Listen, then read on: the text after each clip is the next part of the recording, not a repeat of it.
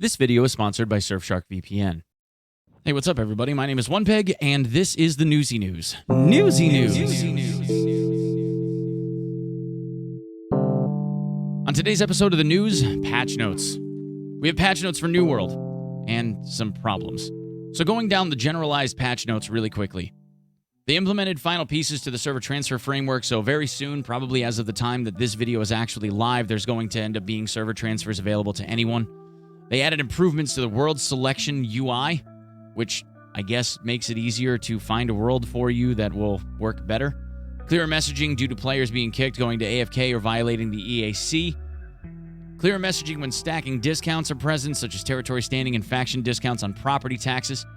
Back-end changes to help our team investigate concerns around the client performance in war, which has been a huge swathing issue and is still not fixed and desperately needs to be repaired. They changed it to disallow people to be able to buy their own items in the trading post, I guess because people were forgetting that they were listing their own stuff. They reverted the chest and loot change from update 1.02 that caused too many refining reagents to roll from the chests. So there was a bug before where they said that not enough were appearing. So then they buffed the chest to allow them to drop more, and now they've been re-nerfed again. And the nerf is pretty significant. Instead of getting a little bit of all kinds of different reagents, you're only getting a little bit of one. Looks like they just kind of put it back to where it was because maybe it wasn't broken after all, who knows. Armor is limited to one skill perk per piece. If in the course of item drops or crafts, you ended up crafting an item that had a couple of weapon perks on it, sometimes those weapon perks didn't make sense.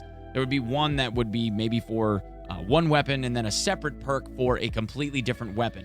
Sometimes they were not in any sense complementary whatsoever, because it seems as though the way that the crafted items were being made is that they couldn't have two weapon perks for the same weapon regardless. So you would end up having one that was maybe relatively good and then another that was completely unrelated for a completely different weapon. In some cases, it would be like a focus item with strength on it, and it would have a gravity well perk, and then one for rapier. So things that just were not necessarily complementary. In this case, what it looks like is now that it's been limited to one skill perk per piece, that means that you have a higher likelihood of getting something like luck or some other complementary perk that would be better suited for each piece of gear.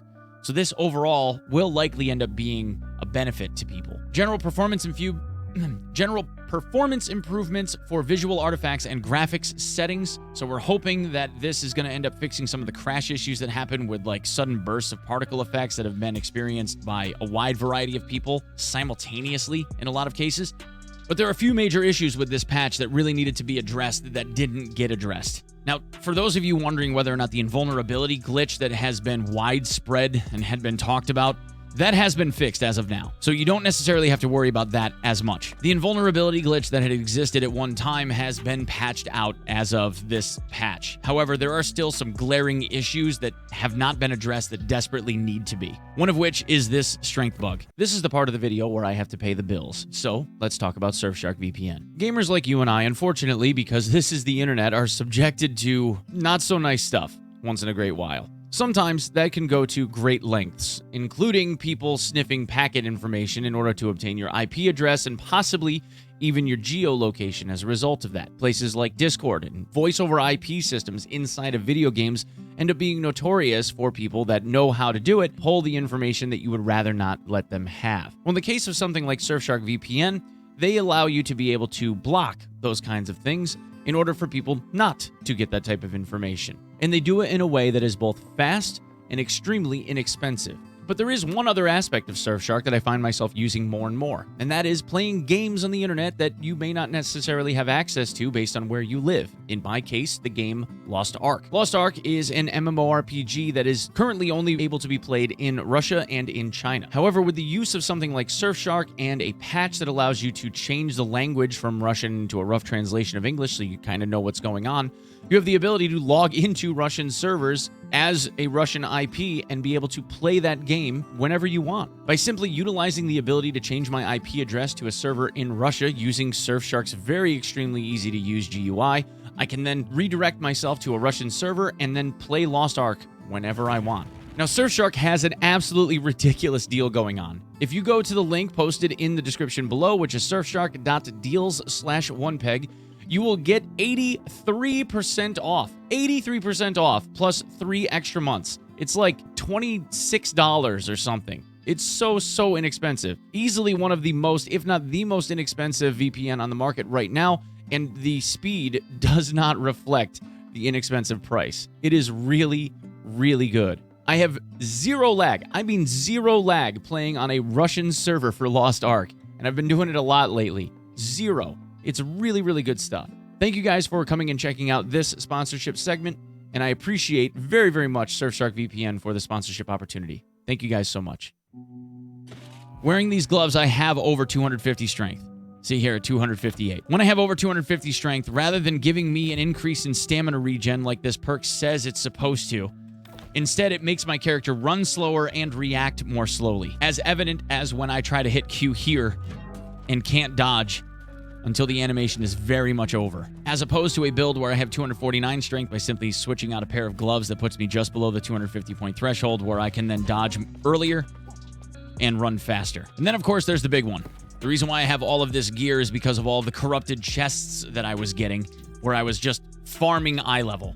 In fact, this spear here is 27 points higher than the spear that I had an hour and a half before I started running corrupted portals. There was an 80-man plus Zerg worth of level 60s that were running from portal to portal all around Merkgard, just grabbing all of the corrupted chests from each one that they just murdered on the way, dodging literally everything else and just collecting corrupted chests to push up that eye level watermark. For those of you unfamiliar, the end game basically goes like this. You get eye level 500 items at level 60. In order to be able to get eye level items that are higher than that, you have to kill bosses, loot world chests, and get corrupted portal chests in order to be able to push that loot level up, so that all future loot that you end up grabbing off of boss rewards end up being ratcheted higher and higher in eye level. Right now, the fastest way to do that is just to spam these corrupted portals. However, in the course of me recording this video, the devs actually hotfixed it. And the reason why we're not seeing anyone over here running these corrupted portals right now to get those chests is because they don't drop anymore. At least for the time being, the devs have removed the ability for you to get loot from the world corrupted portals altogether at level 4 and 5. They do not drop anymore. So in order for people to be able to farm gear, they have to go back to the old-fashioned way, going back down to sirens and farming a balloon animal 50 hours straight, praying to God they get purples. So yeah, they slowed down the grind. The New World endgame is still kill big fat boss repeatedly, rinse and repeat. And we still can't bother with dungeon content because in order to be able to make a dungeon key, it's incredibly expensive. And in order to be able to get the mats to get the dungeon key made in the first place, we need to run corrupted portals, which we're not running anymore because the corrupted portals no longer give a reward of any discernible level of quality, so there's no point. And we're also not getting Azoth off of farming them either. The Azoth reward got removed from the high-level portals as well, which means the only reward we have is from killing trash and praying we get bag drops. Not nearly as beneficial. So this comes with its own problems. Oh yeah, and then there's the other bug. They still didn't fix the max level perk at 300 intelligence that says 30% damage on first hit on a full health target. Yeah, that doesn't work for fire staffs. And light armor doesn't actually give a 20% bonus to damage. The damage bonus is 16. And the rune that you can put on the ground with a fire staff doesn't actually give a 30% damage bonus. It gives 28.6% or something. And crits when you're wearing light armor that are supposed to hit for 60% damage as a bonus only hit for 30%. But, you know, work in progress. It's only been 3 weeks, and we've already found an invulnerability glitch, a couple of dupes. Who knows? Hopefully... Oh, yeah, and legendary items that you get to craft legendary stuff doesn't drop in the game right now at all anymore. But, yeah, we're working on it. Right? Anyway, guys, that's what I have for this edition of the Newsy News. Please, I guess, come and check me out when I'm streaming. Tomorrow we're going to be in Twitch Rivals. The 21st, tomorrow, the 21st. We're going to be in Twitch Rivals doing Twitch Rivals things.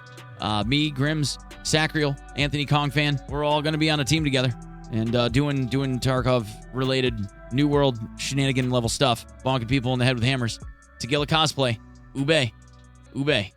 All right, we'll see you soon. Bye.